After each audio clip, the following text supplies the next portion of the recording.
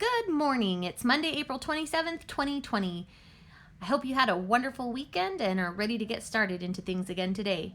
In math and writing today, we're going to be working in our Polygons in Nature book, day 4.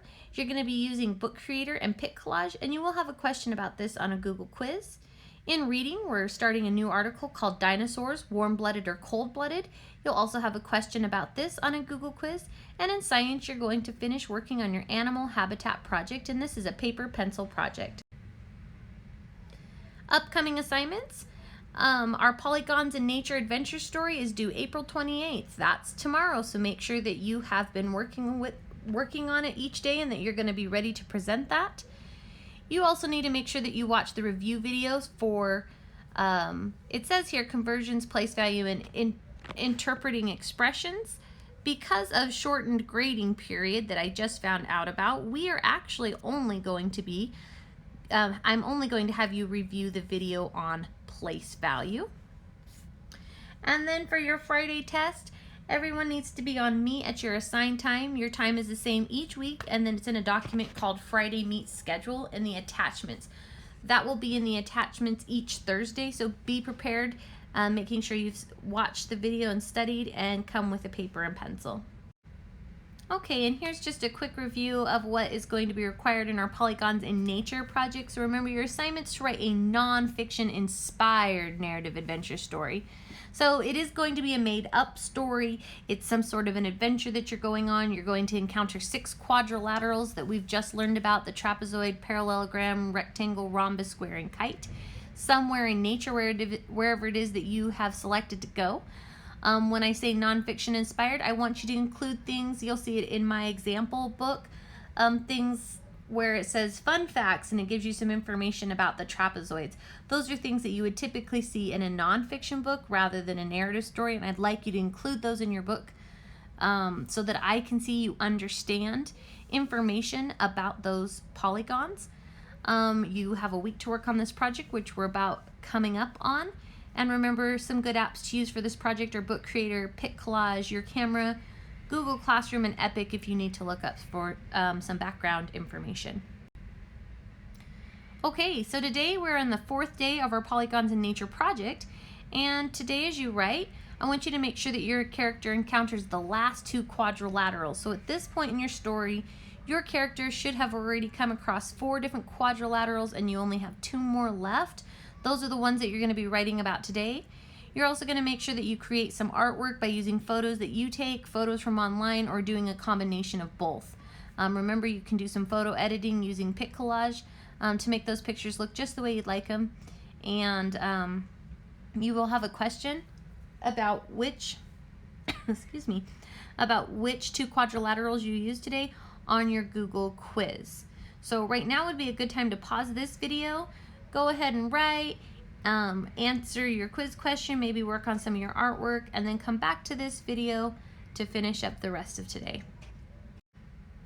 Okay, so as far as the writing portion of this math assignment, this is just kind of a reminder.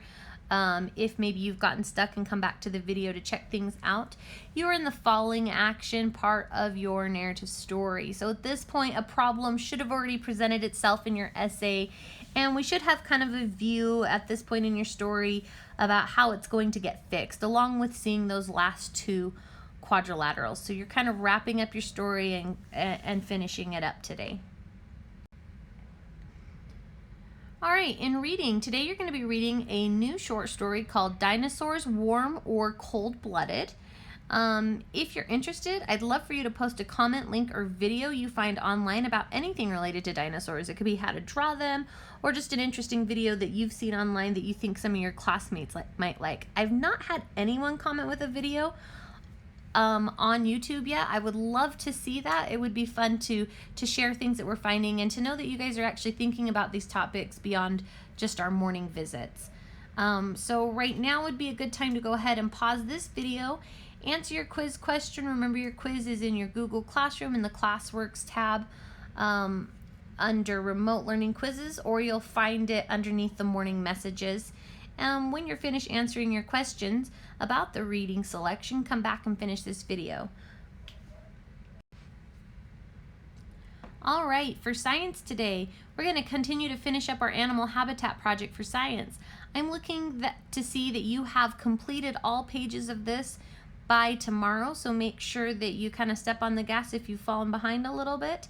You're going to use all the information that you've gathered on this project to put together a three-dimensional model, so make sure that you are working on this each day.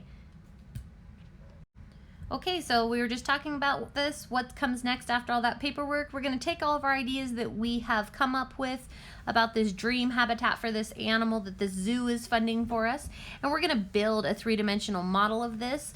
You can build this with any kind of scraps that you have around home, an old cereal box, mac and cheese box, whatever it is that you have.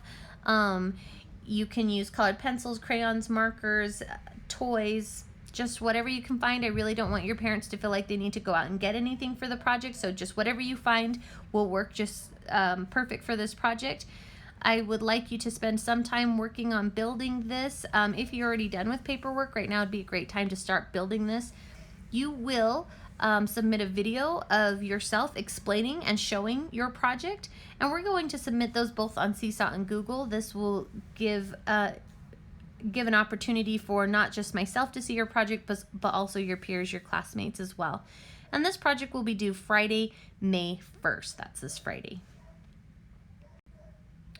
All right, and then for practice, to help you practice for this Friday's test with me on the live meet, I do want you to spend time either on numbers in base 10 or operations in algebraic thinking. Either one of those categories on Freckle are going to have questions that would be similar to what I might give you on Friday and might give you an opportunity to prepare a little bit. I hope this is helpful, and I hope you have a wonderful day, and I will see you tomorrow.